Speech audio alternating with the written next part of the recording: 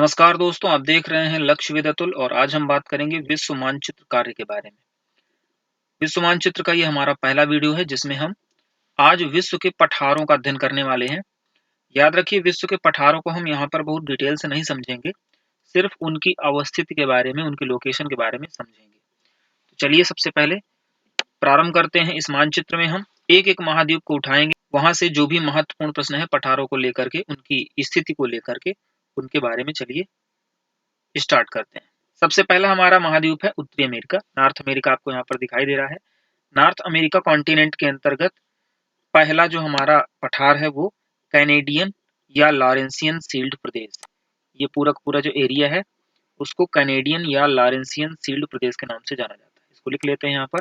तो ये हो गया हमारा कैनेडियन या लॉरेंसियन सील्ड प्रदेश। स्थित कहाँ पर है? कनाडा आपको दिखाई दे रहा है पूरा पूरा ये, तो कनाडा में स्थित है। इसके बाद आ जाते हैं यूएसए में। यूएसए में हमें 5 पठारों का अध्ययन करना है। सबसे पहले 3 पठारों को समझ लेते हैं, उनकी स्थिति इस किनारे पर है। आइए देख लेते हैं। यहाँ पर आपको 3 पठार दिखाई देंगे, 1, इसके बाद 2 और इसके बाद यहाँ पर 3। पहला जो पठार है उसको कहा जाता है कोलंबिया का पठार। इसको क्या कहा जाता है? कोलंबिया का पठार हो गया आपका। इसके बाद है कोलोराडो का पठार दूसरे नंबर पर। कोलोराडो का पठार। कोलोराडो का पठार किस लिए प्रसिद्ध है? यहाँ पर एक नदी बहती है जिसका नाम है कोलोराडो रिवर, और कोलोराडो रिवर एक बहुत ही महत्वपूर्ण संरचना बनाती है जिसको ग्रांड कैनियन कहा जाता है। क्या कहा जाता है? Grand canyon. तो ग्रांड कैनियन का निर्माण कौन सी नदी करती है? कोलोराडो रिवर करती है। इसके बाद हमारा यहाँ पर तीसरा पठार है जिसको ग्रेट बेसिन का पठार कहा जाता है। क्या कहा जाता है? ग्रेट बेसिन का पठार। और ग्रेट बेसिन के पठार के पास ही डेथ वैली पाई जाती है। क्या पाई जाती है? डेथ वैली या मृत घाटी। डेथ वैली के बारे में आपको हम पढ़ा चुके हैं पिछले वीडियोस में, उसके बारे में पढ़िएगा, समझिएगा। इसके बाद चलते हैं हम नीचे मैक्सिको में। मैक्सिको आपको ये दिखाई दे रहा है। मैक्सिको में यहाँ पर एक पठार स्थित है, इसको मैक्सिको का पठार कहा जाता है। क्या कहा जाता है? मैक्सिको का पठार कहा जाता है। और मैक्सिको का जो पठार है वो वहां पर जो मैक्सिको में स्थित है, आप जान रहे हैं। और यहाँ पर एक प्रांत है, एक एरिया है जिसको हम चिहुआ हुआ कहते हैं। क्या कहते हैं? चिहुआ हुआ। चिहुआ हुआ जो एरिया है वो खदानों के लिए प्रसिद्ध है। किसकी खदानों के लिए प्रसिद्ध है? चांदी की खदानों के लिए प्रसिद्ध है। और चिहुआ हुआ जो खदान है वो दुनिया की चांदी की सबसे बड़ी खदान है। ठीक है, चिहुआ हुआ हो गया। कहाँ पर है? मैक्सिको में, चांदी के लिए प्रसिद्ध है। इसके बाद आ जाते हैं साउथ मैक्सिको। यहाँ पर मैक्सिको का एक प्रांत है छोटा सा, उसको चिया पास कहा जाता है। क्या कहा जाता है? चिया पास। तो चिया पास का पठार यहाँ पर स्थित है। कहाँ पर है? आपसे कोई पूछे दक्षिण मैक्सिको, उसके बारे में आप बता देंगे। दक्षिण मैक्सिको में स्थित है चिया पास का पठार। यूएसए में 2 पठार छूट गए, उनको चलिए कवर कर लेते हैं। यहाँ पर एक पठार स्थित है जिसको ओजार्क का पठार कहा जाता है। क्या कहा जाता है? यहाँ पर स्थित है ओजार्क का पठार। ओजार्क पठार आपका यूएसए में स्थित है। इसके बाद एक पठार यहाँ पर किनारे पर स्थित है जिसको कहा जाता है पीटमांड पठार। क्या कहा जाता है? पीटमांड पठार, बहुत ही इंपॉर्टेंट है। पीटमांड पठार जो स्थित है इसके जस्ट ऊपर, पीटमांड पठार के ऊपर साइड एक पर्वत श्रृंखला यहाँ पर गई है जिसको किस नाम से जाना जाता है? आपलेशियन पर्वत के नाम से जाना जाता है। तो आपलेशियन पर्वत के तलहटी पर पीटमांड पठार स्थित है। इस तरह से उत्तरी अमेरिका महाद्वीप के सारे पठारों को हमने कवर कर लिया है। आइए चलते हैं दक्षिण अमेरिका महाद्वीप के पास, वहां के पठारों को समझते हैं। सबसे पहला जो पठार है यहाँ पर एक देश है गुयाना, और जो पठार का नाम है उसका नाम है गुयाना उच्च भूमि, गुयाना हाईलैंड्स। गुयाना उच्च भूमि हो गया। गुयाना उच्च भूमि के बाद आगे आ जाते हैं। यहाँ पर मांटो ग्रासो का पठार बहुत फेमस है, बहुत इंपॉर्टेंट क्वेश्चन बनाता है पीसीएस में। तो मांटो ग्रासो का पठार स्थित है यहाँ पर। मांटो ग्रासो का पठार किस देश में है? समझ रहे हैं आप लोग? ये ब्राजील है, जो दक्षिण अमेरिका महाद्वीप का सबसे बड़ा देश है। मांटो ग्रासो का पठार लौह अयस्क के लिए जाना जाता है। लौह अयस्क के उत्पादन के लिए जाना जाता है, इसको ध्यान रखेंगे। नीचे जाएंगे एक रेगिस्तान आपको मिलेगा, रेगिस्तान भी है, पठार भी है, पैटागोनिया। पैटागोनिया का पठार मिल जाएगा आपको। कहाँ पर मिल जाएगा? जो पूरा पूरा देश आपको दिखाई दे रहा है इसको अर्जेंटीना कहते हैं। दक्षिण अर्जेंटीना में पैटागोनिया का पठार स्थित है। इधर एक बहुत ही इंपॉर्टेंट देश है, इसका नाम है बोलीविया, और बोलीविया में ही जो पठार है उसको बोलीविया पठार कहा जाता है। बोलीविया पठार एक प्रकार का अंतः पर्वतीय पठार है। बोलीविया का पठार अंतः पर्वतीय पठार का मतलब जब दो पर्वत स्थित होते हैं और दो पर्वत के बीच में कोई पठार स्थित होता है उसको अंतः पर्वतीय पठार कहा जाता है। इस तरह से 4 आपको बताए गए हैं, गुयाना, मांटो ग्रासो, पैटागोनिया और बोलीविया। ये दक्षिण अमेरिका कंप्लीट हो गया। अब आ जाते हैं हम यूरोप में। यूरोप में ये जो हिस्सा आपको दिखाई दे रहा है इसको आइबेरियन पेनिनसुला के नाम से जानते हैं, आइबेरिया प्रायद्वीप के नाम से जानते हैं। आइबेरिया प्रायद्वीप में 2 देश स्थित हैं, इधर आपका है पुर्तगाल और इधर आपका है स्पेन। स्पेन वाले हिस्से में यहाँ पर एक पठार मिलता है जिसको कहा जाता है मेसेटा का पठार। क्या कहा जाता है? मेसेटा का पठार। मेसेटा का पठार इसको नोट कर लीजिए, बहुत ही इंपॉर्टेंट है। किस देश में स्थित है? आप बताएंगे स्पेन में।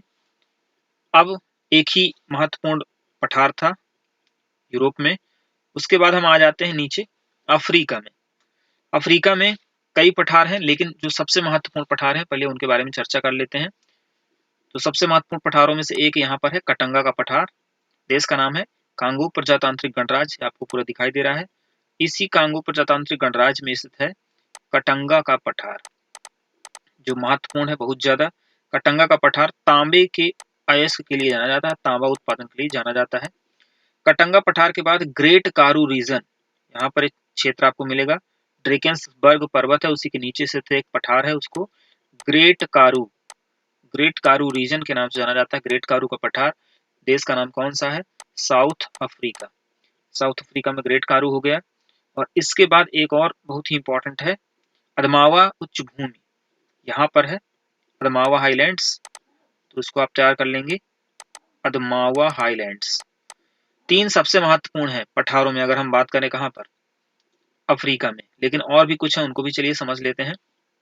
यहाँ पर लीबिया वगैरह है, तो लीबिया के पास आपका स्थित है अहागार का पठार, अहागार का पठार। इसके बाद है इथियोपियन हाईलैंड्स, ये इथियोपिया देश है, वहां पर इथियोपियन हाईलैंड्स हो जाएगा। इथियोपिया उच्च भूमि, इथियोपिया उच्च भूमि हो जाएगा। इसके बाद पूर्वी अफ्रीकी पठार भी यहाँ पर स्थित है, लेकिन वो पढ़ चुके हैं, ज्यादा इंपॉर्टेंट नहीं है।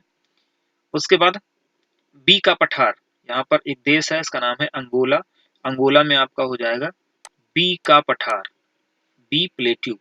बी प्लेट्यू के बाद एक और चलिए जान लेते हैं उबांगी पठार। यहाँ पर आपको एक देश मिल जाएगा, उसी में उबांगी पठार मिल जाएगा, उबांगी पठार।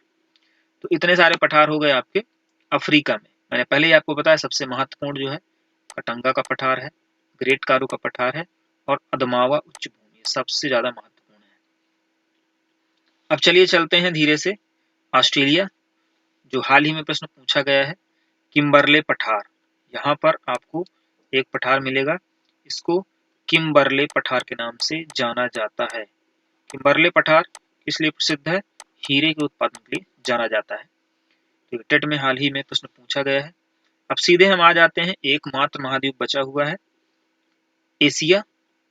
एशिया में चलते हैं तुर्की के पास। यहाँ पर आपको तुर्की मिल रहा है देश। तुर्की को यूरोप को रोगी कहा जाता है। तुर्की में एक पठार स्थित है, उसको अनातोलिया का पठार कहा जाता है। क्या कहा जाता है? अनातोलिया, अनातोलिया का पठार स्थित है तुर्की में। इसी पठार का पुराना नाम जो है एशिया माइनर था। हिस्ट्री अगर आपने पढ़ी होगी मिडुअल एंशिएंट, तो वहां पर इस शब्द का इस्तेमाल किया जाता है। एशिया माइनर इस पठार को पुराने समय में कहा जाता था, अब इसको अनातोलिया कहा जाता है। अनातोलिया के पठार के बगल में यहाँ पर कुछ देश स्थित हैं, जिनको हम मानचित्र में आपको बताएंगे। इन देशों के पास यहाँ पर आपका एक सागर है, सागर क्या एक झील है एक प्रकार की, इसको कैस्पियन सागर कहा जाता है। और यहाँ पर आपका काला सागर है। काला सागर और कैस्पियन सागर के बीच में पठार स्थित है, इसका नाम क्या है? इसका नाम है आर्मेनिया का पठार, आर्मेनिया का पठार। ठीक है, आर्मेनिया पठार हो गया। अब इसके बाद अपने आसपास के पठारों के बारे में अध्ययन कर लेते हैं। तो सबसे जो महत्वपूर्ण पठार है दुनिया का वो कौन सा है? इस एरिया पर स्थित है, उसका नाम है तिब्बत का पठार। तिब्बत का पठार। तिब्बत के पठार की जो एवरेज हाइट है वो पूछी जा चुकी है। इसकी एवरेज हाइट है लगभग 5000 मीटर के आसपास, इतना ऊंचा एवरेज इसकी हाइट है। और इसी का एक भाग यहाँ पर है पामीर का पठार। पामीर के पठार को विश्व की छत के नाम से जाना जाता है। तो तिब्बत का पठार दुनिया का सबसे ऊंचा पठार हो गया। इसके बाद छोटे छोटे कुछ पठार यहीं पर हैं, उनको समझ लेते हैं। पाकिस्तान में एक पठार यहाँ पर है पोतवार, पोतवार का पठार। पोतवार बेसिन भी पढ़ने को मिलता है, तो पोतवार का पठार पाकिस्तान में हो जाएगा, उसको देख लीजिएगा। इसके बाद आ जाते हैं चाइना में, यहाँ पर है तकला मकान। यहाँ पर चाइना में एक जगह है, उसको हम तकला मकान के नाम से जानते हैं। तकला मकान या तकला मकान। तकला मकान का मरुस्थल भी है, पठार भी है, दोनों हैं। इसके बाद आ जाते हैं भारत में। भारत में यहाँ पर दक्कन का पठार लावा की चट्टानों के लिए प्रसिद्ध है। इसके बारे में हम इंडियन ज्योग्राफी में डिटेल से पढ़ेंगे। इसके बाद यहाँ पर एक छोटा नागपुर का पठार है, जो कोयले के उत्पादन के लिए जाना जाता है। भारत का रूर भी कहलाता है। ये दो हो गए, इतना ही भी समझ लीजिए। इसके बाद है म्यांमार में यहाँ पर शान का पठार। म्यांमार जाएंगे आपको मिलेगा शान का पठार। और चाइना में यहाँ पर एक प्रांत है यूनान, यूनान का पठार यहाँ पर मिल जाएगा। यूनान का पठार चाइना में। तो इतने सारे हो गए। एक और है कोराट पठार। ये वियतनाम वगैरह यहाँ पर है, कंबोडिया वगैरह दक्षिण पूर्व एशिया में। तो यहाँ पर आपको कोराट पठार मिल जाएगा।